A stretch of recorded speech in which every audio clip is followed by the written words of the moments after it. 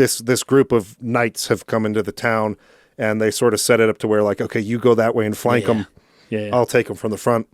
And before you can even really get into a battle with them, they're kind of just like, who are you guys? What are you guys doing? We see you. Yeah. The complete hubris of these characters. They're going to jump the toughest soldier in the biggest empire in the world. Yeah, seriously. They're just going to jump him. Welcome back to the State of the Arc podcast. My name is Mike. My name's Kason. And today we are joined by Ivan, also known as Orcbrand on our Discord server. Welcome. Thanks for joining us. How are you? I'm doing great. Good. We have invited you because, at least in our Discord server, you are the expert on Tactics Ogre. But like you were telling me, this was really funny to see.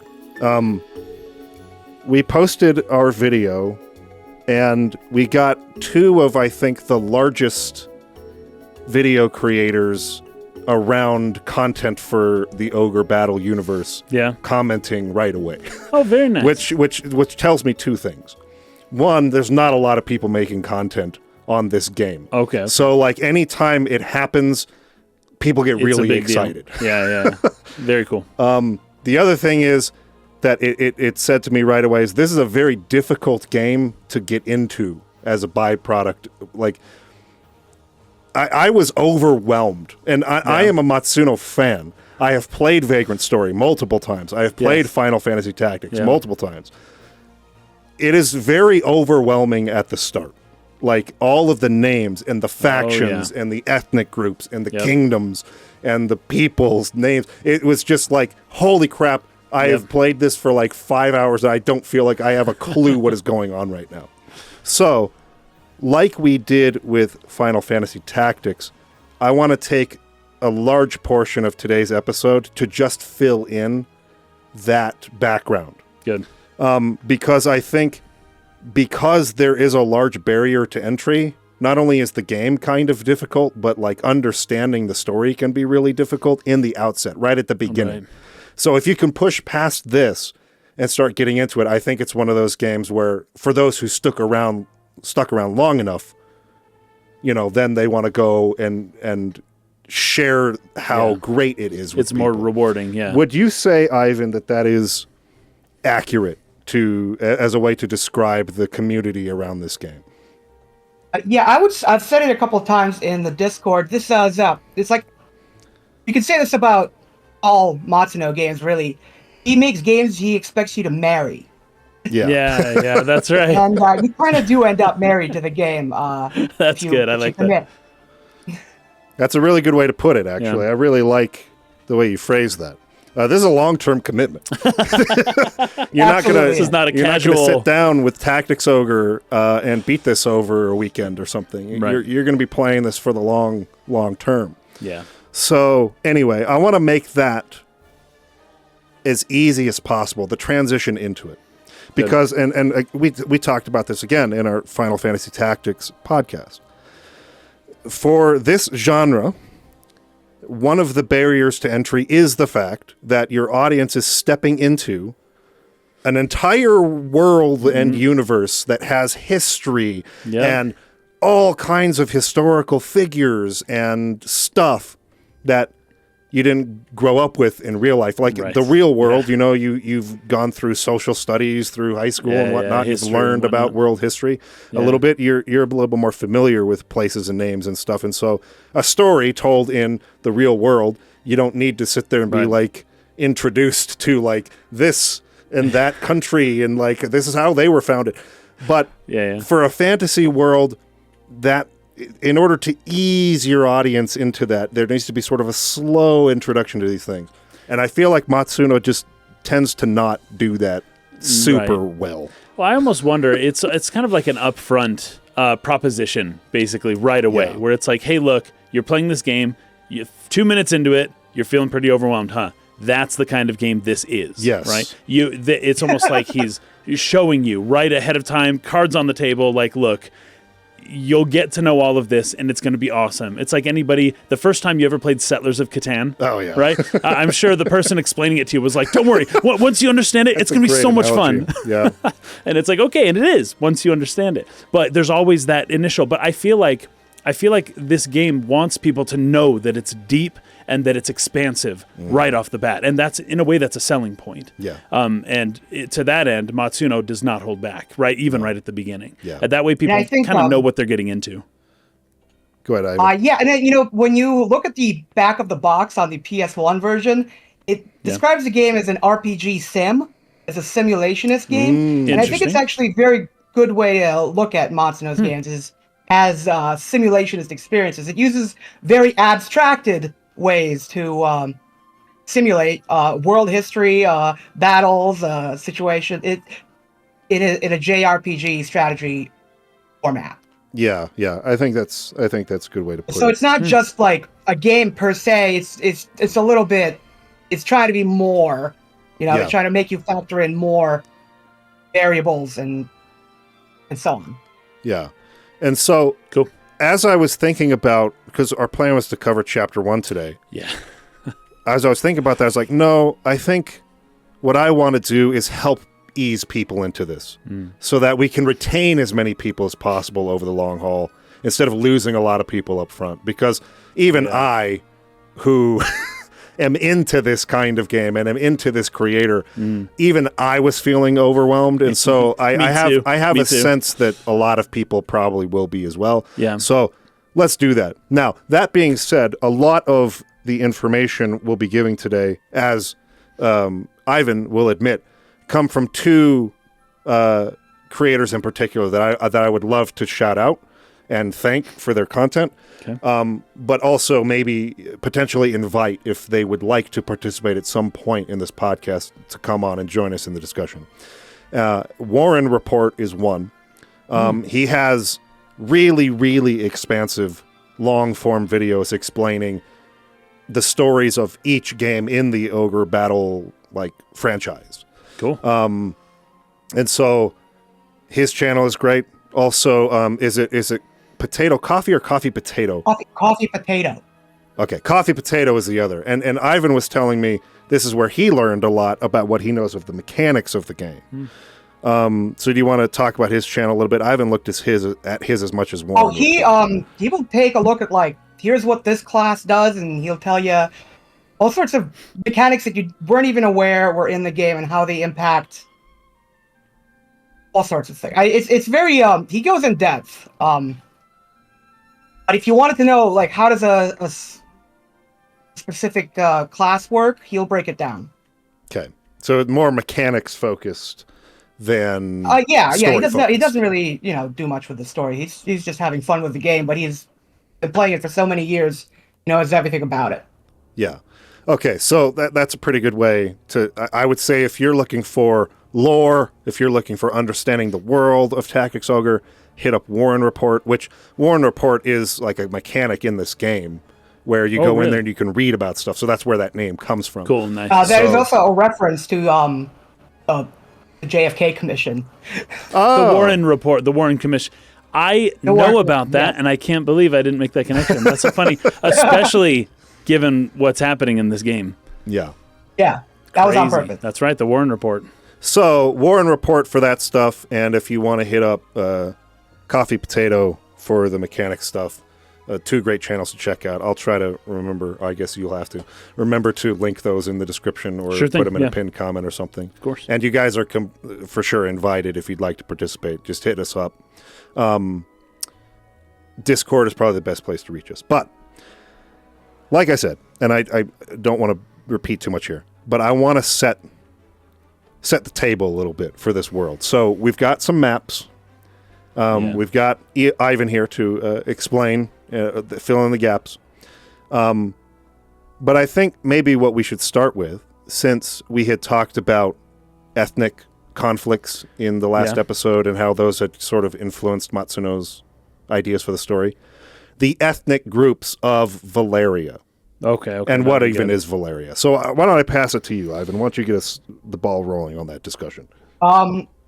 a lot of this information, a lot of the basic setup, most players, they might miss this. If you don't start the game for about 30 seconds, it'll play a cinematic that will set up who everyone is. Yes. But the main three groups are the Bakram, the Galgastanis, and the Wallister, and you will take the role of a liberation army of the Wallister. In the original translation, that's what it's called. It's good. Wallister resistance. The Wallister are like a ethnic minority. They're about 10% of the population. They live in the south. And they have very little in the way of political power on Valeria. Valeria itself is a fairly important trading post on the Obero Sea, which is between two large empires, which are Lotus and Zenobia, both of which are going to be important to what happens in this game. It's kind of... we will see that maybe Valeria is more than just an ethnic conflict. Maybe there is a bit of a proxy war going on. Sure. And then the other two groups, you have the Galgastanis, who make up the majority of the population. Most of southern Valeria is about 60%, I think, are the Galgastanis, who are currently living under an authoritarian regency by the Hierophant Balbatos, who is a stand-in for a lot of tyrants in the world, I think. He's very, when you read the war report as you progress through the game, you see he's not popular among the Galgastanis, but is very much promoting ethnic tensions between the Galgastani and the Wallister. And there is a lot of resentment that the Galgastanis have over the Wallister, over what occurred in the prehistory of the game. We'll talk about that maybe in a bit. Okay. And then you have the Bakram, who are kind of... There's also a minority. They're about 20% of the population. They live in the northeast, but they are kind of like better off. They're well off. They were connected to the old Dynast King Dolgarua, and so a lot of them are kind of privileged, and they are not too involved in the ethnic conflict between Galgastan and Wallister, but they don't have good relations with either of them, and they kind of have. They're called the Bakram Valeria Kingdom rather than just Bakram. Like the Galgastanis are the Galgastani Kingdom. The Wallister, they're ruled by a duke. They don't really have a state it's right a now. Duchy. If they're ruled by a duke, A duchy, yeah, but the duke is in prison at the beginning of the game, so they don't really have any Well, isn't it true that they have already mostly been conquered in the fighting between? So at the point the game starts, the Wallisters are pretty much, they've been just designated some small piece of land, and basically. and they don't have a leader or anything like that. But they used to inhabit most of the southern part of the Valerian, the main Valerian island, right? Yeah. They were never like Galgastanis, as far as I am aware, were always generally the majority. Yeah. But during the reign of, I don't know if it was during the reign of Dolgaro, I'm pretty sure it was, but also before he came to power, there was a time where the Wallisters held political power over the Galgastanis, and they were not kind to them. Okay. Which is what stoked a lot of the ethnic resentment with the Galgastanis today, because the political protections of the Dynast King were gone. Gotcha.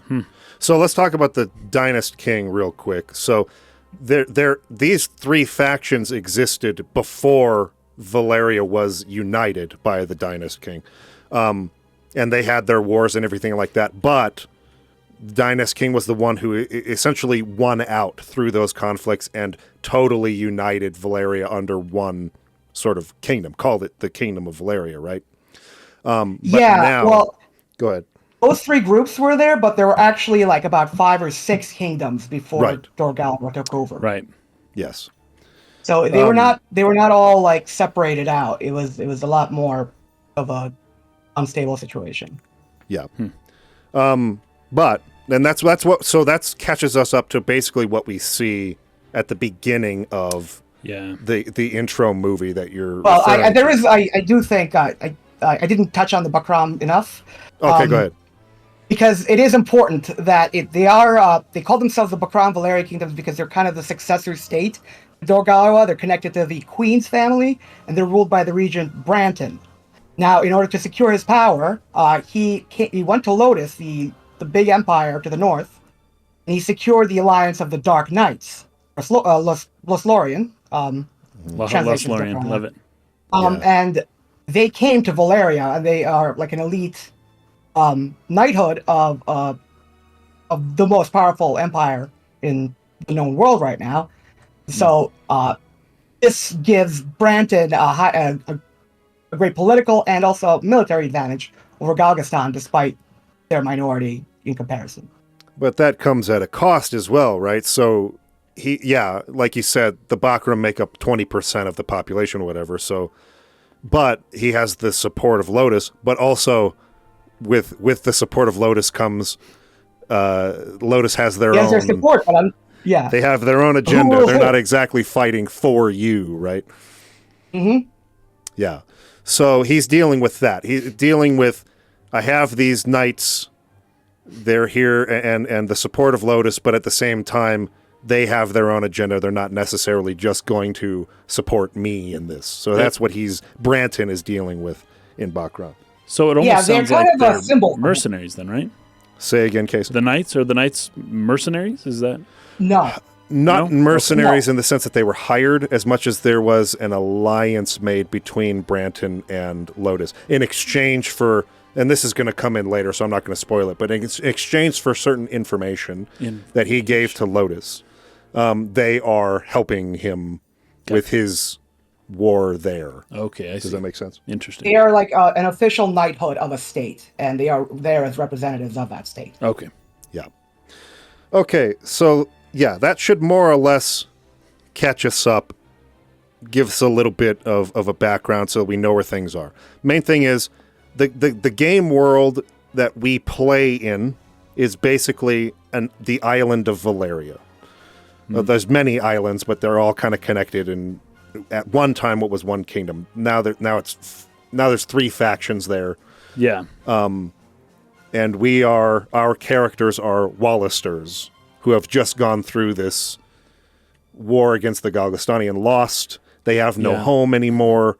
They are oppressed and persecuted, and there is a resistance that has been started to try to continue to fight back and win back some of their territory from the Galgastani. Yeah.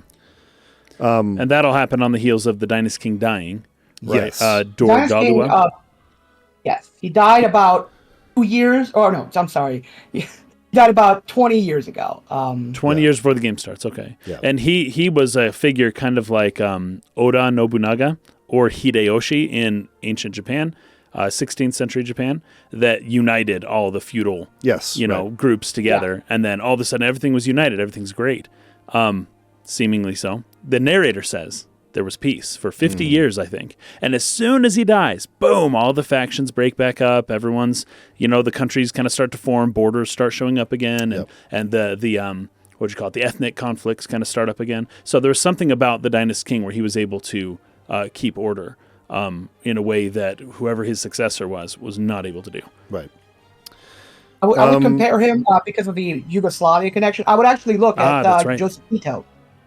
Oh, interesting. Milosevic was the Serbian leader after Tito. Tito was the communist leader who led communist Yugoslavia. Oh, right. Yes. Okay, so just to briefly recap here, just the nations. Lodician Empire, they're the most powerful empire in the world. They're up north of where our islands are at. Then you have New Zenobia down to like the southeast. And then you have Valeria, these islands kind of in between. And the reason why Valeria is important, isn't it? They had sort of like, I'm forgetting the strategic value of the Valerian Islands. It had to do with trade and things like that, didn't it? They're a strategic port in the middle of an ocean that connects to a lot of different countries. Yeah, so a lot of countries would come there, meet there to do their trading and things like that, right? Or as a means for the ships to stop in port on way to somewhere else. It's just a general, like a shipping hub, Yeah.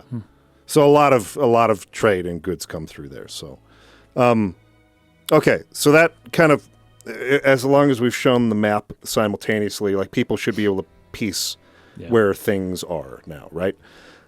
Anything else that you can think of, Ivan, as far as because what my goal is with this is not to go through all of the lore of this world in such a way to where we're now like omniscient, right? And we know everything that's going on. What I want to do is catch us up to speed on what Denim would know about his own world. So I don't want to know the things that Denim doesn't know, because those things will be revealed and those will be big surprises and parts of the story as it's going throughout.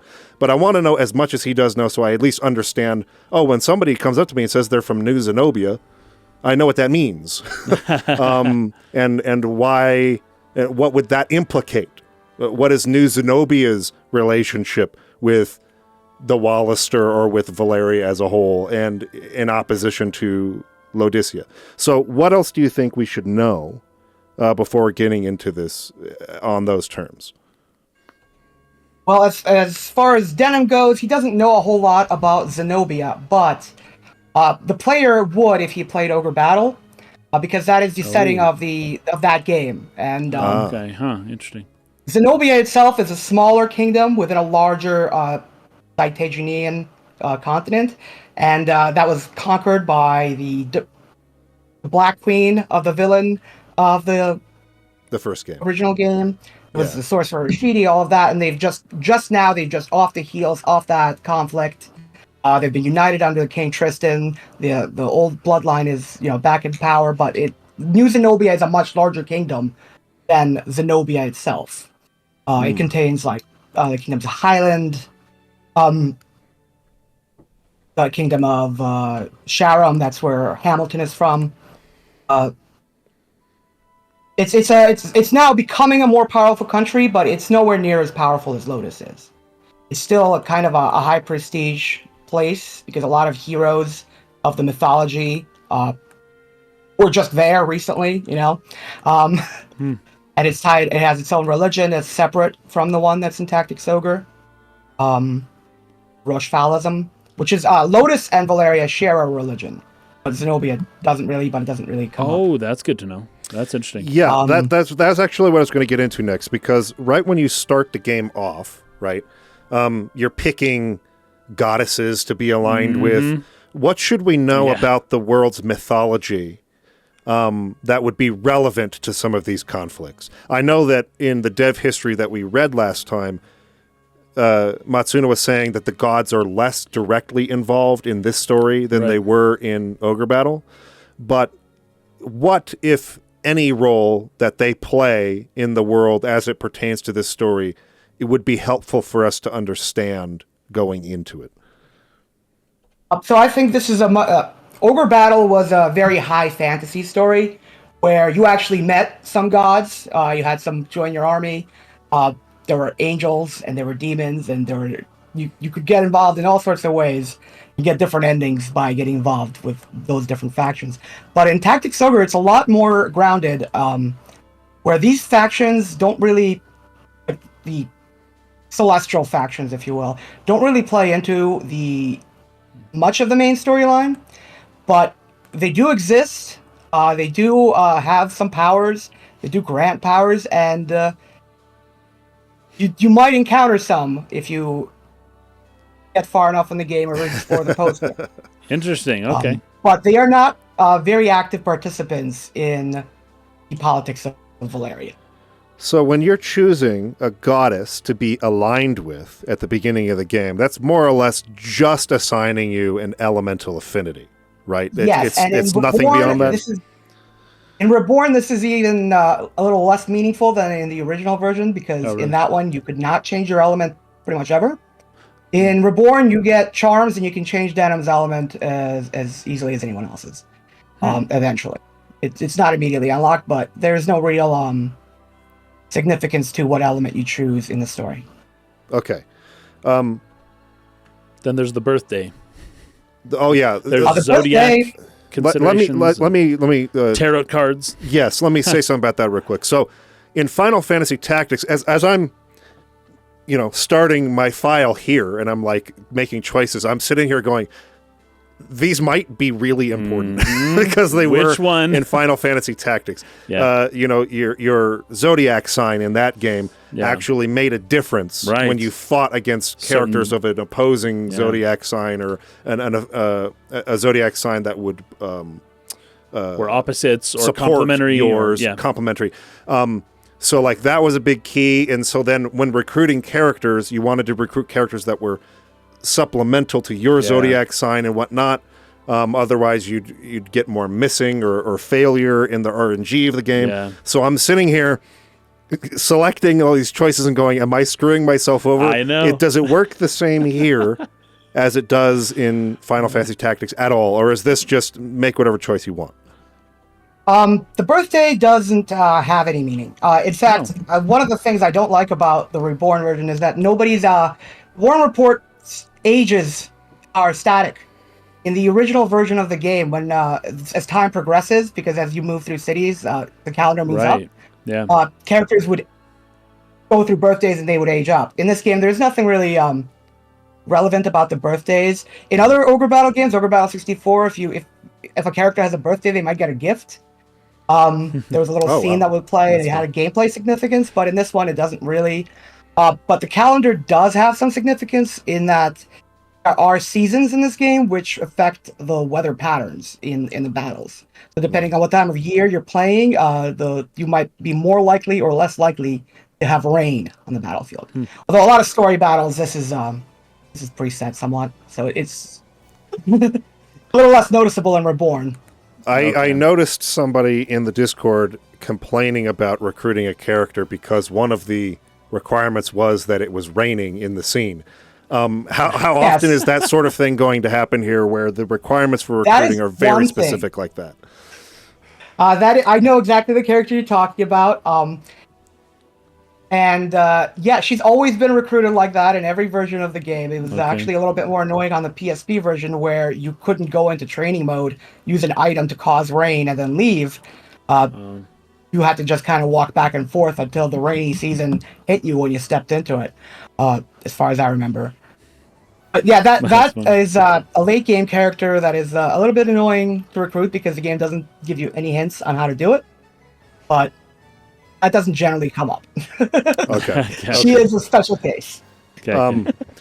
So I guess to round off this part of the conversation, I mean, I was just watching today my Final Fantasy Tactics 10 tips on how to get started and all the advice I was giving about recruiting characters and you should do this or shouldn't do that.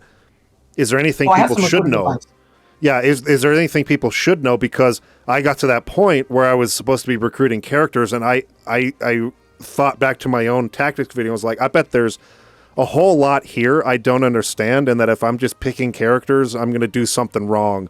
I might want to restart my game after having spoken with Ivan on the podcast and getting better advice on how I should recruit. Yeah. So do you have anything there? When you say recruit, do you mean like just building your party in general? Well, like when you hire like soldiers there at the very beginning after the first few battles, I think it's after Almorica, where you actually recruiting a full like party that you're going to control, right? Is there something people should know there, or do you just kind of pick what you feel like picking? It depends.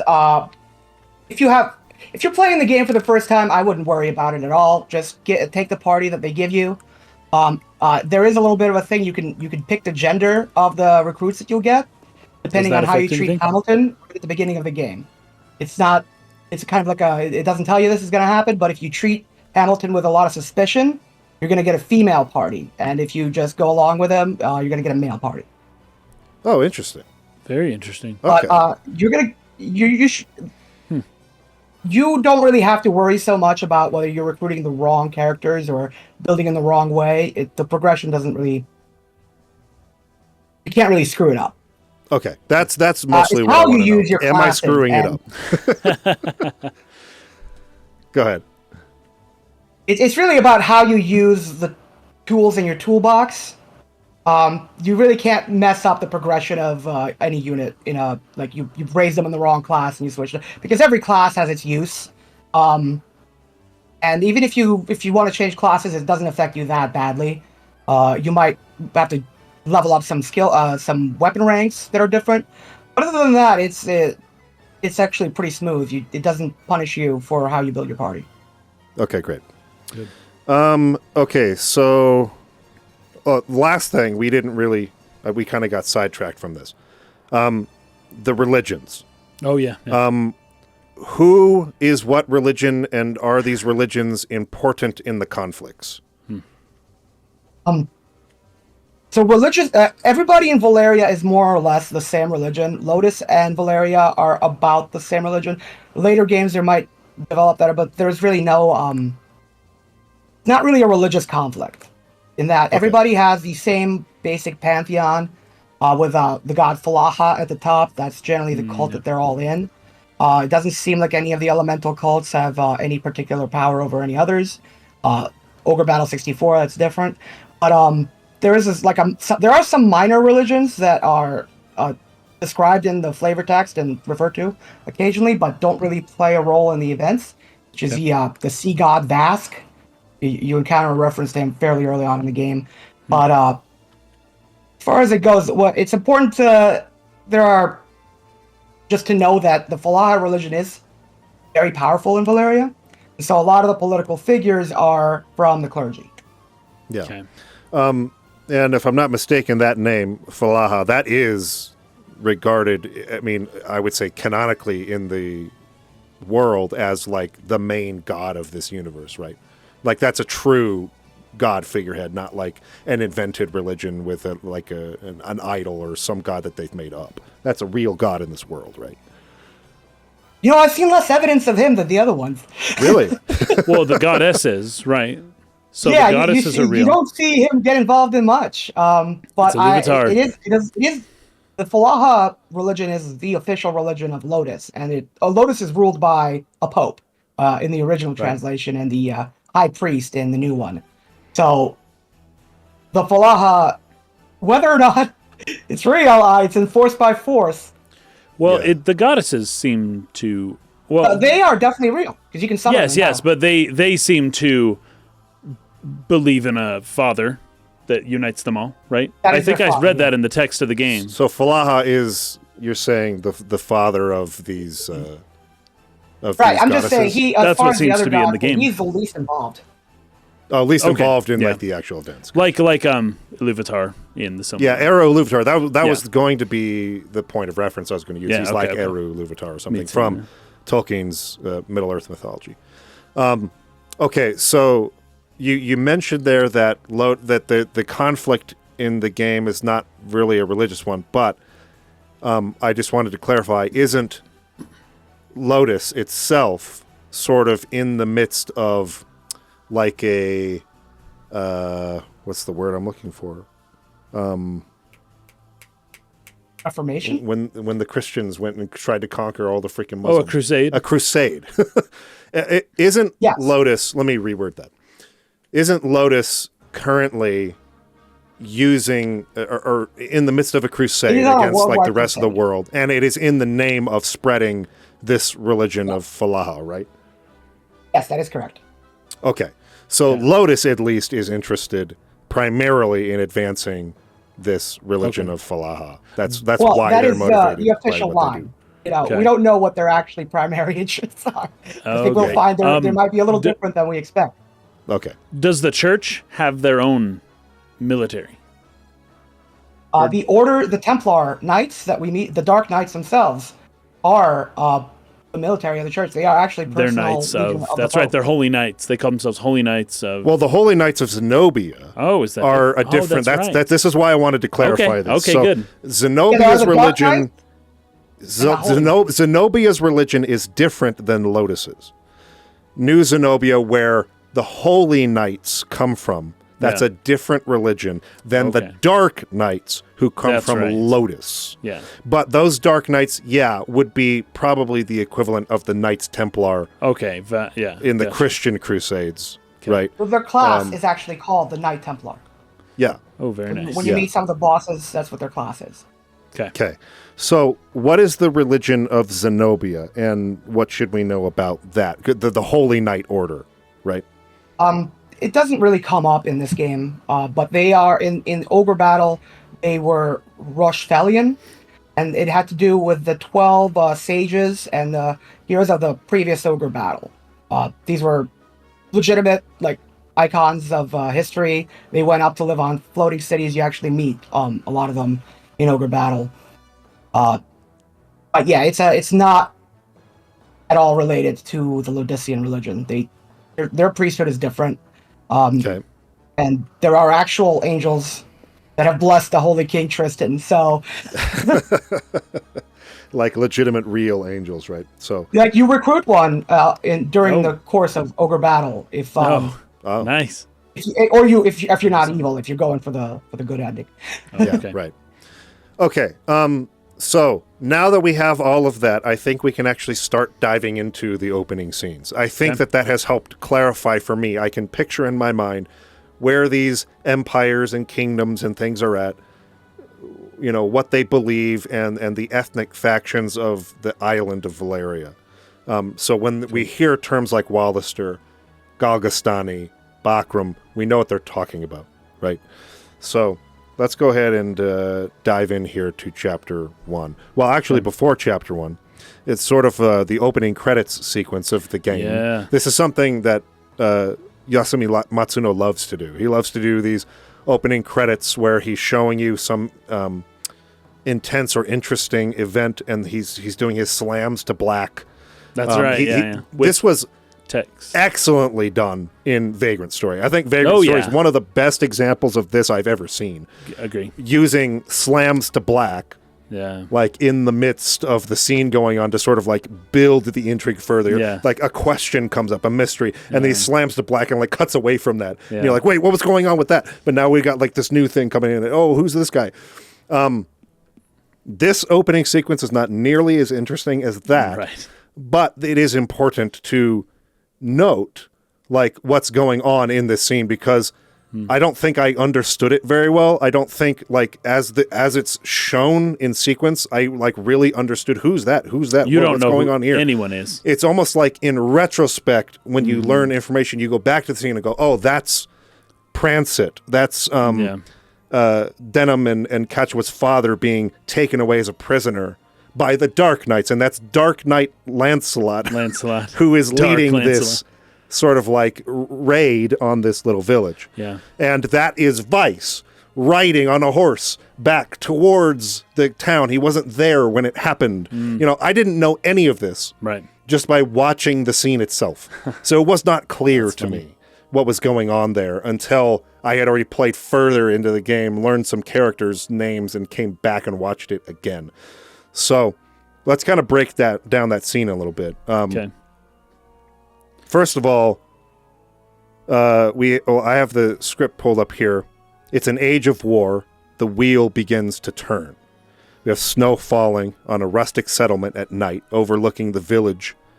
There's an armed force there, and a one-eyed rider in the lead, so a guy with an eye patch. Yep. This is the Dark Knight Lancelot. Yes. One-eyed Lance. Yes. That's what I call him. There you go. That's a good way to remember it. One-eyed Lance. In the old translation, he was just Lance. They were both Lance. Right. Which is how I initially was. Oh, so you were playing that Lance version, and that's why that. Yes, but I'm now playing Reborn. Right. I am not playing the SNES version. I'm playing the same version you are. Oh, by the way, the translation was much better. It was brought up to me. You can play that version in Japanese if you want to. Oh, very cool. With the English. With English voices, but not the whole game isn't voice acted. Well, no, you can play it in Japanese voices. Turn off I see what you mean. Turn it on. Yeah.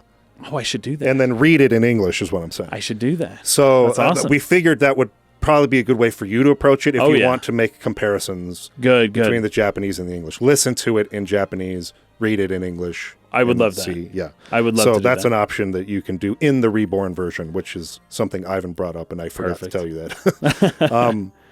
So anyway. Also, at the very, very beginning, you see a candlelight that's kind of revealing the ruins on a wall of an ancient civilization, right?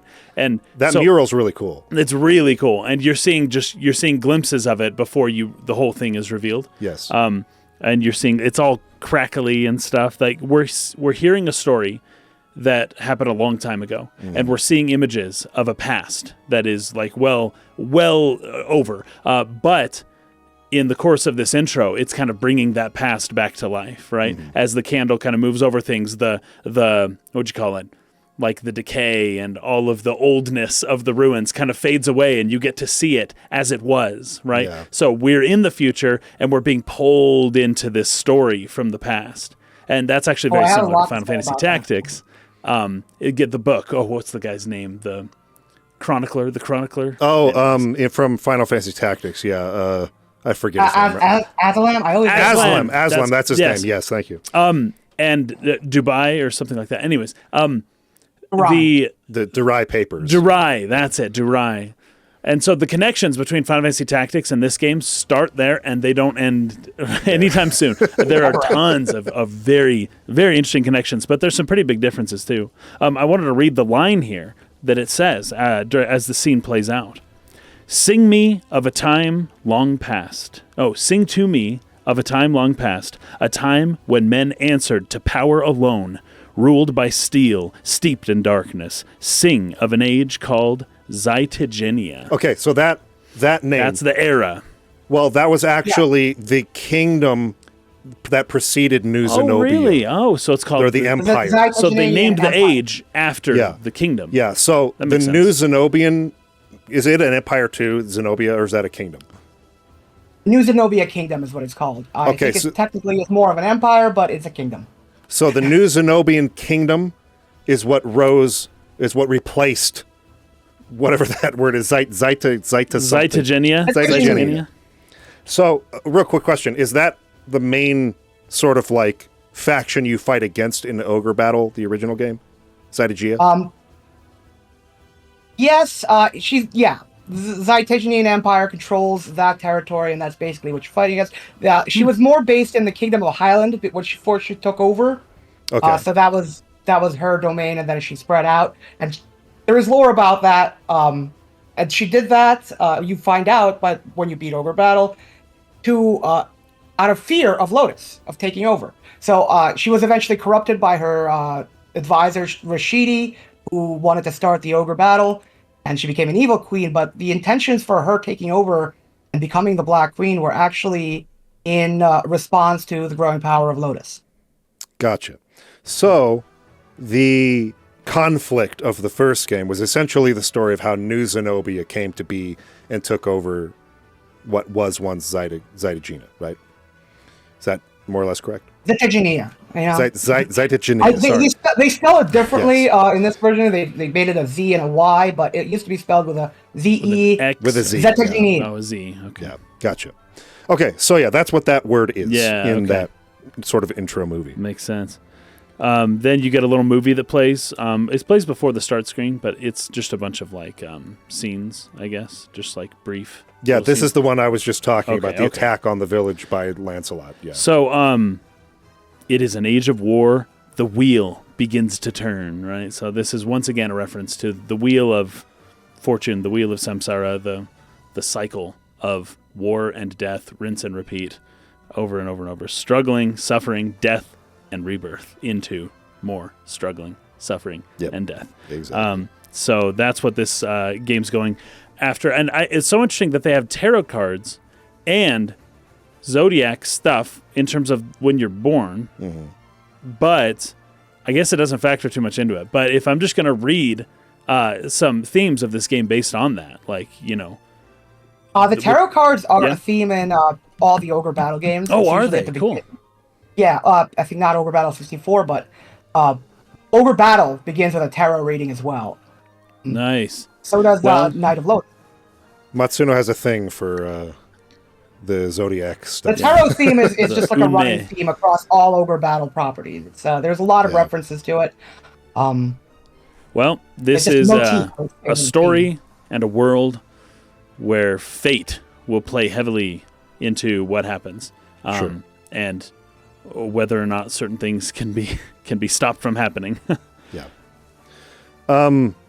I heard you saying real quick there, Ivan, there was something he had been talking about that you had something you wanted to add to. It was around the time he was reading.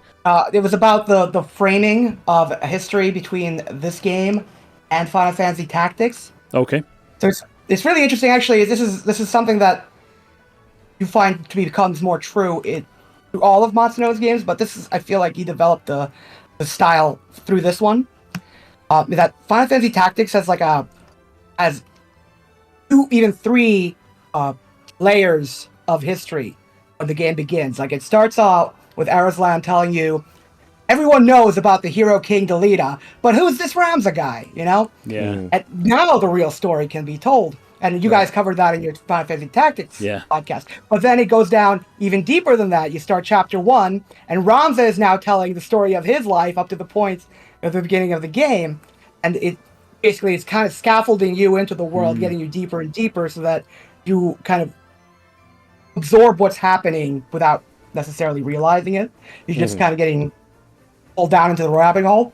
In Tactics Ogre, you have less of that. You have just about 1 layer of history. You have that, and it's all just right there. And then you're present now. Now that's your problem to deal with, and you are making this history yourself.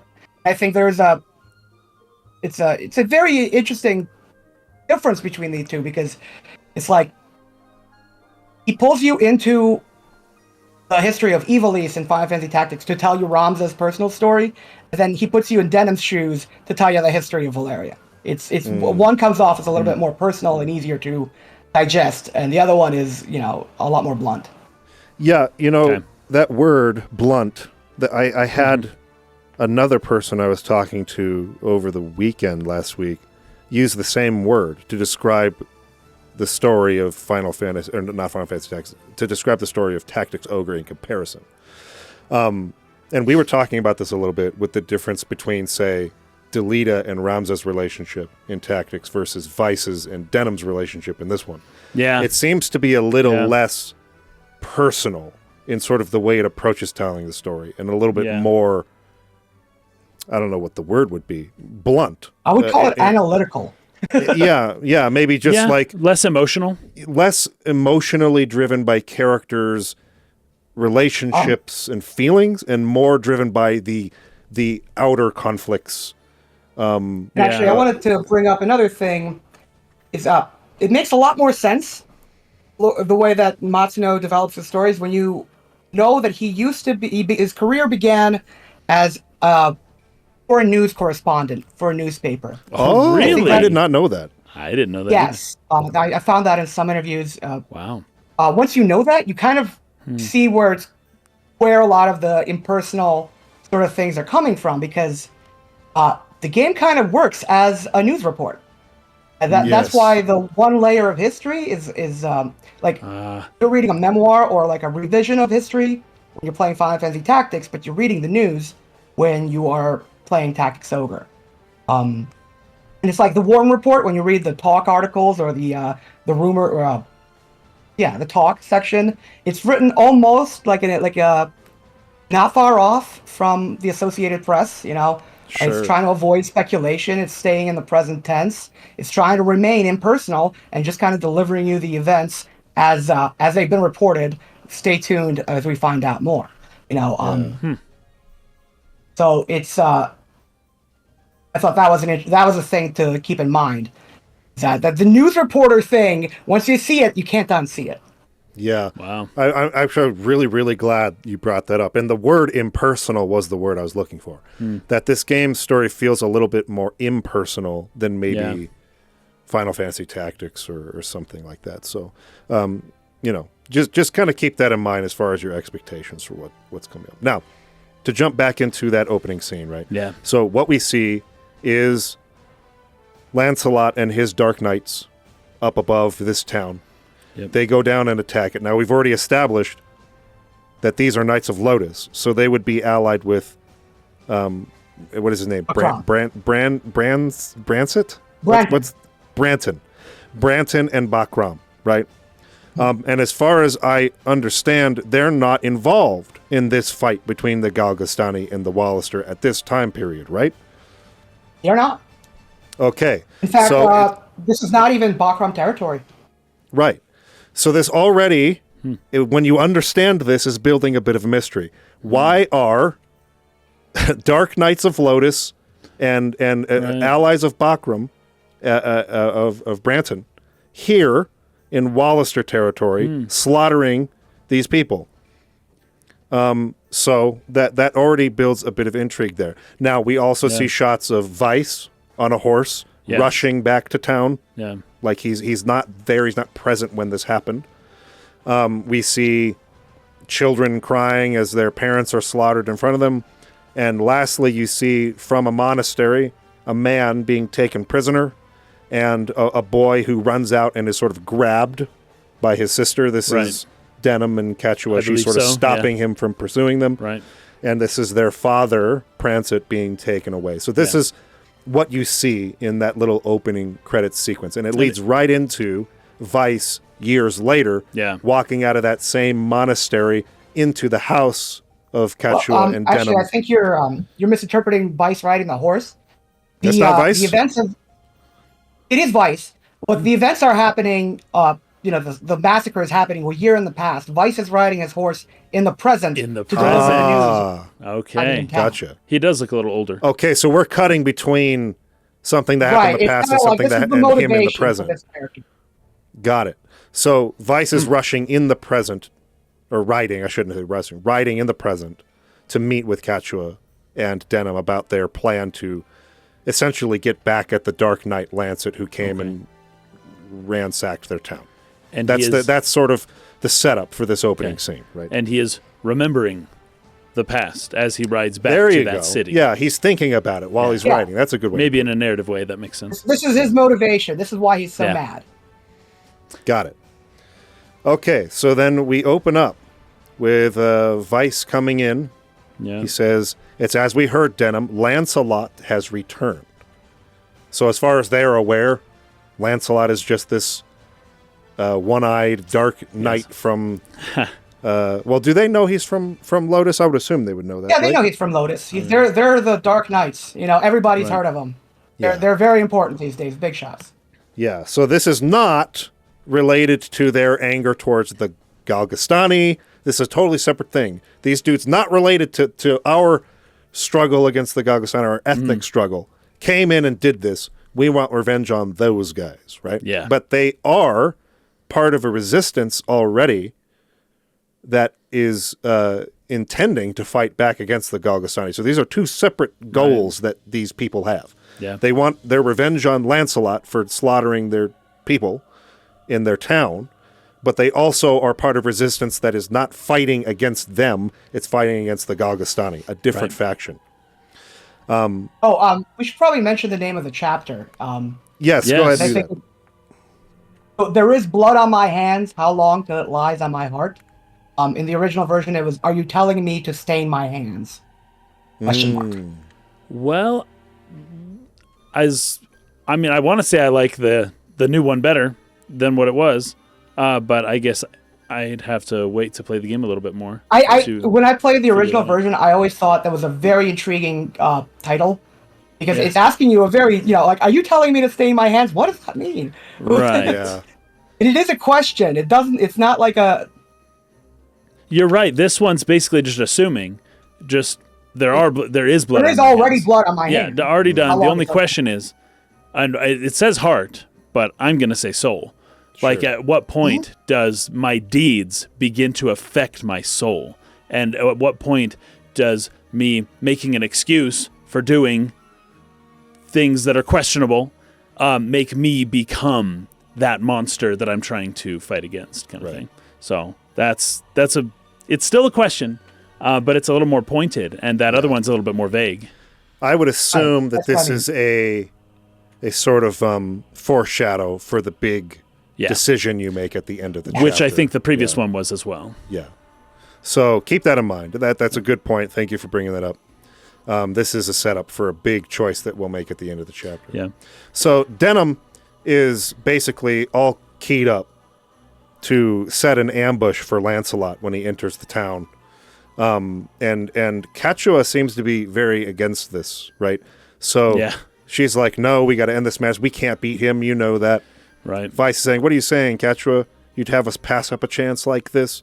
She says, it's foolishness to think that 3 of us might defeat the Dark Knights. Right.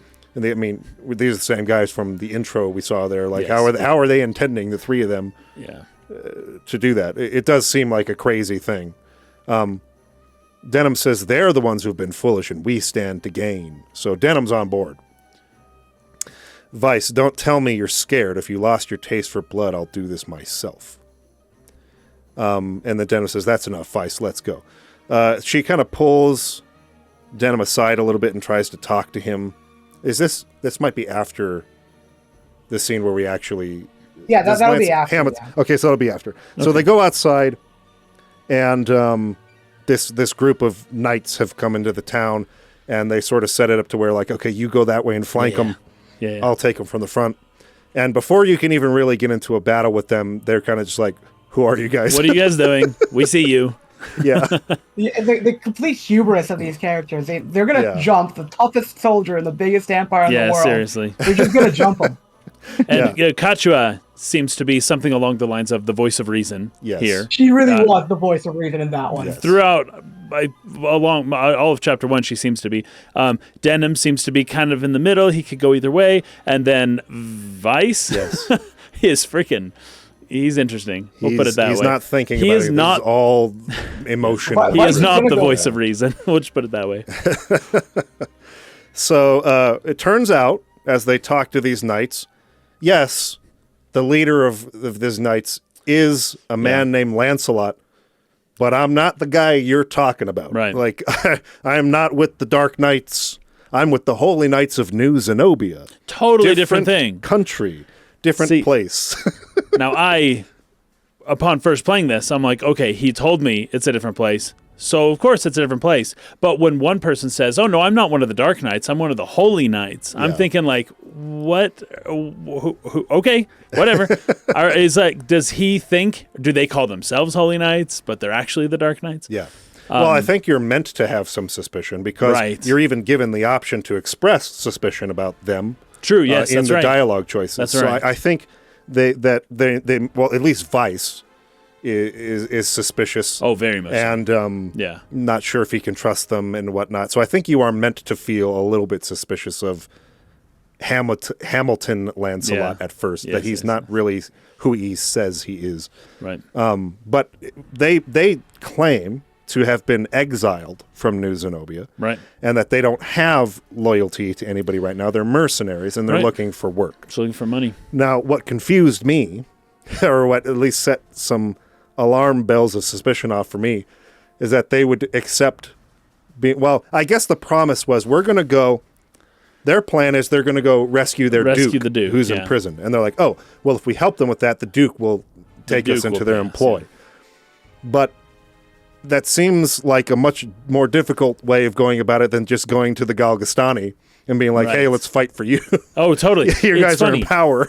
Like, if you're looking for money, if you're a mercenary looking for work, you don't go to the poor place where the people are being trod underfoot and don't have any money and that kind of stuff. You would go to the people with money.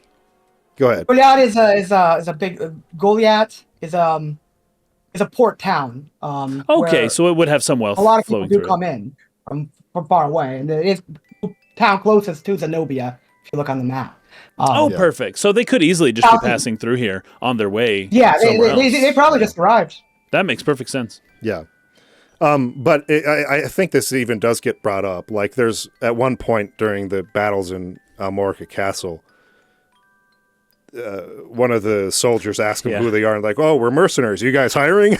Yeah, I know. And his response to that, the soldier's like, oh, have no loyalty. We would never hire someone with no loyalty, kind of thing. It's so funny. But to be fair, they were already in the middle of a fight. It's kind of right. Right. We killed a few of theirs. They killed a few of ours. But it did make me wonder. And again, I'm not saying it's completely that maybe it's completely. What's the word I'm looking for? A lie? Like, impossible to believe that they would do this. Right. But it sent off an alarm bell in my mind that I think they're after something more than just being mercenaries and money. To have taken the side of these teenagers in this town who are on this basically suicide mission to go like attack Almorica Castle and like free their duke from prison.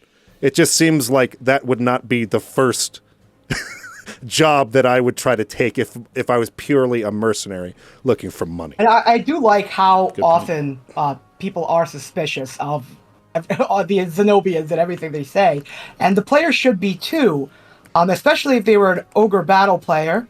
These are the first three. Warren, Lancelot, and Canopus are the three first characters you recruit in Ogre battle. They would be like the most loyal guys in Zenobia. I've noticed that. Why would they be exiled? Yeah, exactly. So, anyway, they decide they're going to join with you and they're going to help you to go and free Duke Ronway, I think his name is, right? Okay. Who's in prison in Almorica Castle. So you have a series of battles there.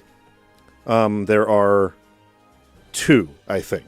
So you have the battle at the gate, the battle inside, and then you actually free Ronway. I think I want to save the conversation between Ronway and the knights and everything for next time and set up our discussion of the fuller Chapter 1. Okay. But if there's anything we missed in the conversation between the Holy Knights and Denham and Katua, and maybe between Katua and Denham. Yeah, I think we kind of glossed over a lot of what happens inside when they go inside the shack. Yeah, so they cut you. They really do want you to feel suspicious about these guys. Yeah. Give you 3 separate dialogue options to not trust them. That's right. Yeah. But also in the scene in the shack, you can see that there is a lot of push and pull going on with Katua and Vice. Yes. They are the angels. They are the angels on Denham's shoulders. Oh yeah, sure. That's essentially what's happening. Yeah. But notice that like later on, Vice comes in and confronts Katua about babying Denham. That's right. And he talks like, so what's going on with like you invite the knights to the house? Like, oh, he's like, well, they could be useful to us. It's like you just using people. Aren't you a priest? You know. It's a lot more blunt than the original translation, where there's some profanity about that. But it's like everybody's trying to use each other. Right. But Katua is a very her motivation is completely tied up with Denham. Yes. That's what. Yeah. That's. Yeah. I was actually kind of intrigued by that, particularly that line from Katua about, well, I saw an opportunity to use these holy knights. Because I think they made it pretty obvious that Vice is impulsive. Yeah. And he's a little bit, I feel, he's not a very likable character. No, like kind of right off the bat. Yep. And so there's a part of me that's like, well, I don't want to like side with Vice on things. He seems too impulsive, too angry, resentful. He's not thinking clearly. Right. But Katua seemed to be the opposite. But now she's using these terms like, oh, I saw an opportunity to use people. Now I'm wondering if she's more of a conniving character. Ooh, very interesting. I mean? Very interesting. Katua is a complicated girl. I think she's not always going to come off like the voice of reason. Okay. Yeah. Although she's always going to be. Oh no, there are times where she's not going to be reasonable at all. Okay. Yeah, because I mean, it just seemed to me, oh, maybe I shouldn't trust either of these characters. Right. It seemed like they have their own ends, and they don't really, as much as she claims to care about Denham. And this might end up being wrong. I haven't played the game before. Just to remind everybody, but it came across to me with that line. Vice and Katua are sort of like they have their own goals here. Yes, and Denham's sort of caught between them. Yep. This is my sister. This is my friend. Right. They're both telling me to do different things. I'm kind of maybe trying to be the balance between them, but at the same time, should I, as the player, be trusting Katua after she says something like that, or is she just playing up her loyalty to Denham being his sister? I don't really know what to think about her right now. Is what I'm trying to say. I got you. Based on that line, it gave me a little bit of Cersei Lannister vibes or something like that. I'm not saying she's going to be that. I'm saying that that's what I got from that line. It seems that she's willing to use people, and Vice calls her out on it. Yes, he's like, you're doing the same thing we're doing. Like, where do you get your moral high horse from? I just wanted to call back to Matsuno talking about how the character he wrote, there wasn't such a thing as a tsundere, and afterwards, now he's I don't think tsundere is a very good description of Katua. I wouldn't say that either. No, not at all. But I think Yeah. I think you are supposed to feel like her attachment to Denim is genuine, but not entirely. She's got something else going on with her. You know, she's got very strange emotional attachment to her brother. Yeah, and in a way, like Denim does not seem to reciprocate it nearly as much. He's more casual. You're right. I did catch on to that. And one point. thing she does say at the end of the scene, when everyone's left. So I would assume this is a genuine thing she's trying to say, because everyone's left the room. She says, I only want to see an end of death. Yes. So there is at least that motivation. That's what I got. In doing what she's doing. Go ahead. Another line she says earlier, if war begins anew, we'll die just the same. Like, whether we are going to be killed by these people or somebody else, if war starts, like, we're going to die. And I took her utilitarian, like, tendencies to be like, well, I will use people in the pursuit of peace, you know? So it's like she's got this kind of way that she can rationalize it herself. Well, that's where it starts. I know. Even Gandalf says, don't give me the ring, right? Yeah, because all out of pity, desire to do good, it would become a monster. Exactly. Okay, what were you going to say there, Ivan? You know, she's just always thinking a couple steps ahead of everyone else. I think, but she's also not, she doesn't want to be an active participant, but she's very clearly running. Yeah. Okay. All right, well, I think that's where we should leave off for this week. No. Because we haven't yet talked about this wonderful Japanese version of chess called Shogi. Oh, yes. Big thanks to Luca Martini 9258 for turning me on to this one. So there's a city in Japan, kind of north-central Japan, actually kind of near where Matsuno grew up, called Tendo. And Tendo, well, kind of sounds like Nintendo. I didn't check the kanji. Here, let me check the kanji. It might actually be the same. Yes, it's very similar because ten is for heaven and Tendo. But there's a thing that they do in Tendo that's this common thing that gets televised in Japan every now and then. They have a game in Japan called Shogi. It's very similar to chess. Right, it's maybe a little more complicated, but it's a similar kind of thing. You play it on a grid board, just similar to chess. Everyone's got their different pieces. But in Tendo, they have humans that dress up in armor, in like old, Sengoku Jidai armor, and they go and they physically play shogi with each other with the humans as the pieces. Now, this is definitely what Matsuno and the other developers were watching when they came up with the idea to do a game like this. I went back to the interview, and specifically, Minagawa says shogi in the Japanese. Now, I didn't catch it when I was listening. I was just reading the translation. But he doesn't say chess. He says shogi. He then says chess later to clarify to the translator. But he's talking about shogi. When he's talking about watching live action people play shogi, he is likely talking about this thing in Tendo that happens every year. They do this. This is a common thing to do. And it's really fun to look at something like this. Now, I tried to find a TV broadcast from 1992 playing shogi in Tendo, I'm like, I want to get the exact broadcast that they watch. Can't find it. It's not available to me. But I do have a version that you can show, that I'll be showing, and it's really fun to watch. I mean, it's really cool that there's a bunch of cities in Japan that have very specific kind of like themes to the city. They have a mascot. They have we do this, in Fukuoka, this specific kind of ramen, we do this here and we do that there. And it's all a unified country, but each city has their own little idiosyncratic like differentiator from everybody else.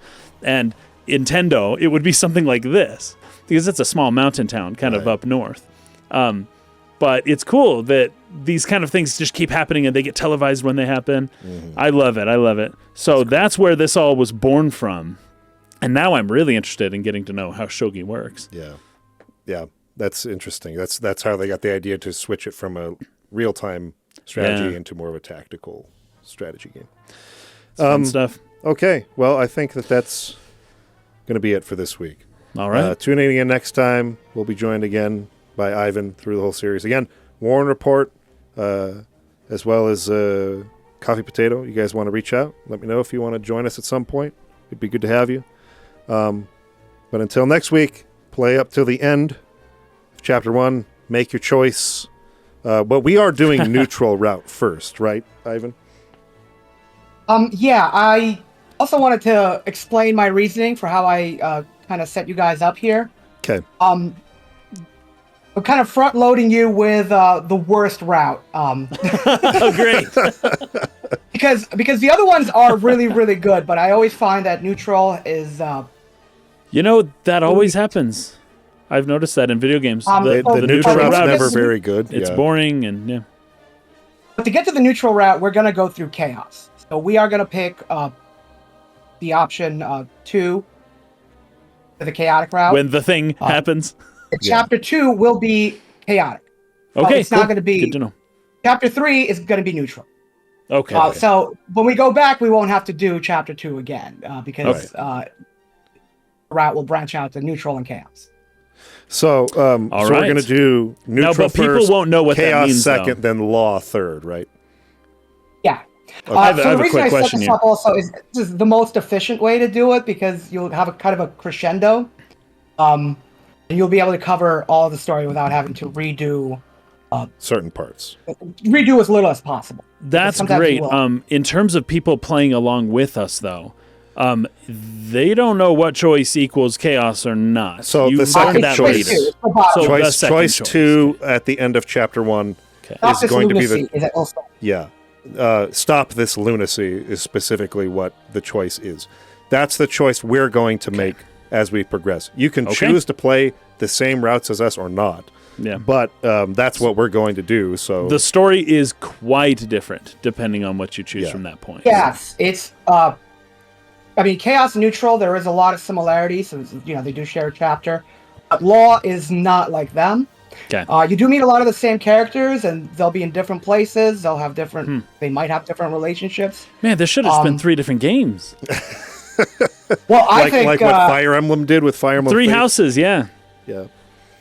No, obviously, I'd like it to stay one game, but save some money, right? Especially if it's on the Super Nintendo, but they might have tried to tighten it up a bit. So I don't think you're gonna get like quite the organic experience because you kind of know what choices you're gonna make, and it's you're not there Gotcha.